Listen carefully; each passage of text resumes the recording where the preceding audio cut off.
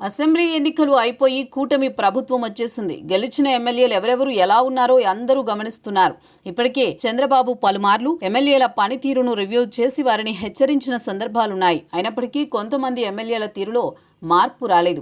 అయితే నెల్లూరు జిల్లా రూరల్ నియోజకవర్గ ఎమ్మెల్యే కోటంరెడ్డి శ్రీధర్ రెడ్డి మాత్రం అందరి దృష్టిని ఆకర్షిస్తున్నారు. ఆయనను చూసి పలువురు కోటంరెడ్డి ఎక్కడున్నా ప్రజల మనిషి అని కొనియాడుతున్నారు. గతంలో జగన్ కు వీరాభిమానిగా ఉన్న కోటంరెడ్డి ఎన్నికలకు ముందు కొన్ని కారణాలతో వైసీపీని వీడి టీడీపీలోకి వచ్చిన సంగతి తెలిసిందే. మామూలుగా పార్టీ మారిన నాయకుల నియోజకవర్గాల్లో పనులు నెమ్మదిస్తాయనే టాక్ ఉంటుంది.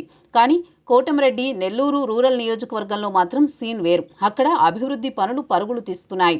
ఆ నియోజకవర్గానికి వచ్చిన వారు ఆ అభివృద్ధి పనులను చూసి అవాక్కవుతున్నారు. టీడీపీలో చాలా నియోజకవర్గాల్లో నాయకుల మధ్య సమన్వయం లేక పనులు ఆలస్యమవుతున్నాయనే విమర్శలున్నాయి. ఈ విషయంపై చంద్రబాబు కూడా పలుమార్లు పార్టీ నాయకులకు క్లాసులు తీసుకున్నారు.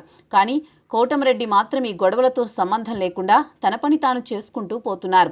ఎవరు మెచ్చుకున్నా మెచ్చుకోకపోయినా పర్లేదు, నాకెందుకు, నేను నా నియోజకవర్గ ప్రజల కోసం పనిచేస్తున్నా అంటూ తన స్టైల్లో దూసుకుపోతున్నారు. వైసీపీ హయాంలో నిలిచిపోయిన పనులను కూడా ఇప్పుడు మొదలుపెట్టారు.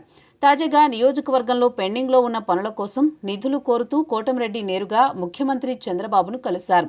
ఈ సందర్భంగా తనకు ఇప్పటికే ప్రభుత్వం మంజూరు చేసిన 35 కోట్ల పనులను దాదాపు పూర్తి చేసినట్టు తెలిపారు. మిగిలిన పనులకు కూడా త్వరగా నిధులు కేటాయించాలని చంద్రబాబును కోరారు.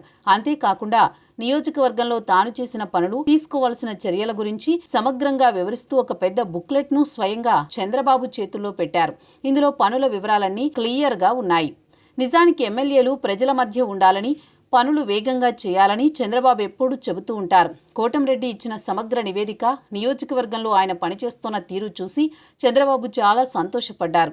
ప్రజలకు చేరువగా ఉంటూ పనులు చేస్తూ వాటి వివరాలను తనకు తెలియజేస్తోన్న కోటంరెడ్డిని అభినందించారు. గత ప్రభుత్వాల మాదిరిగా కాకుండా ఇప్పుడు ప్రభుత్వం కూడా ఎమ్మెల్యేలకు పూర్తి సహకారం అందిస్తోందని, అభివృద్ధి పనులకు నిధులు మంజూరు చేస్తుందని ఈ సందర్భంగా చంద్రబాబు హామీ ఇచ్చారు.